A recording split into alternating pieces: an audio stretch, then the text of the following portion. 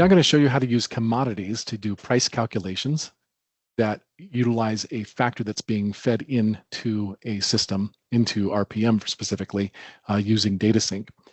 Typically what happens is you create a price book for your commodity pricing. And so let's say this is metals current pricing.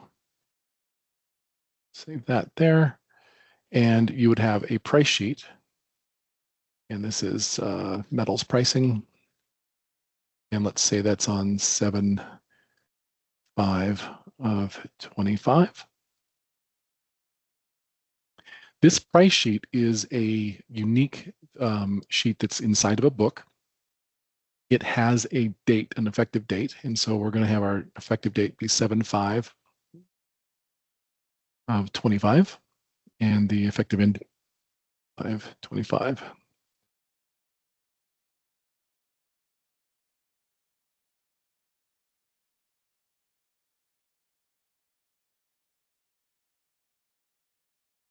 There we go. And this allows us to add an amount to the price sheet for the given day. So this is assuming that the metals current pricing is changing on a daily basis. Now you can have this update more often than daily, and you would just update the data within this sheet. But because the most granular you get is a date, because any ERP system is the most granular is a given date. But because you are dynamically calling a price at a certain time, the time that you actually calculate it for that on that given date is the price that will be generated at that time. So it is possible to update on an ongoing basis more frequently. Some people update their metals pricing or their commodity pricing once a week. You can have it update as often as you care to. So I'm going to add a new record. In this case, it's going to apply to all items, all units of measure, and this factor is going to be, say, it's going to be 38 cents. And so the amount is 38, and that is the current pricing for 7/5. We go ahead and copy this and go back for current pricing. This is copy 1. Let's go ahead and make this for 7/6. Change that to the 6th and this to the 6th. And now let's suppose that our price is now 0.339 cents. Save and close. So now we have a price book of our metals current pricing. It contains price sheets, and each sheet is driven by a different date, and it also can be driven by a different currency as well. We are multi-currency supported. And that allows every time that you call the pricing engine with a correct date, it will give that, it will look at the sheet with the correct value where the effective begin and end date are supplied and utilize that value in order to do the calculation. Now to use this commodity pricing, we will utilize a price calculation, and we will add a new commodity price markup. That price mode is going to be a fixed adjustment. And instead of typing in 0.38 or 0.39, that adjusts at different times. We're going to use value from entity, and the entity we're going to use is a price book. And in the price book, we will use the metals current pricing. Now, with this calculation, this should upcharge. Save that, and let's go ahead and track this just to see the price calculated to markup tracking.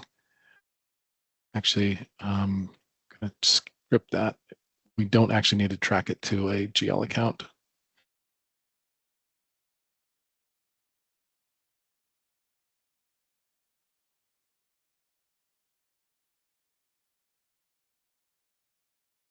We can still track the adjustment there for commodity price markup. So we'll save that. Now we'll go back to our price schedule. And this is cost plus pricing. With this one, we're now going to add that new calculation of the commodity price markup. And we will affect that there. And let's go back to our first pricing test scenario, cost plus pricing example. The standard result is 66.1640. And now I'm going to change the date because the input value was not in the range that mattered. It was 7/6 of 2025, where we had a date.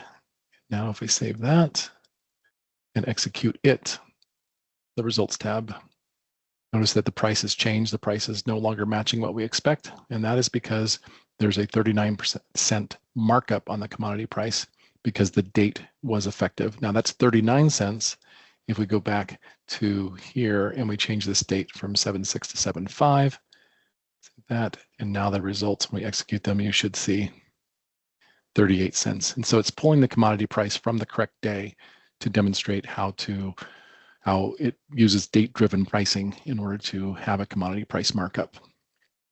We utilize data sync in order to get the commodity information into RPM, and a wide variety of choices there in data sync. Data sync relies on queues, maps, readers, and writers. We set up a reader that connects to an external system. That reader can bring things in, such as data on a daily basis, and then we use writers to write that information to somewhere inside of RPM where it can be useful. Now, in the case of commodities, it is possible to use commodities in a price book or sheet as we demonstrated. It can also work in attribute maps, in pricing calculations themselves, and a variety of other ways.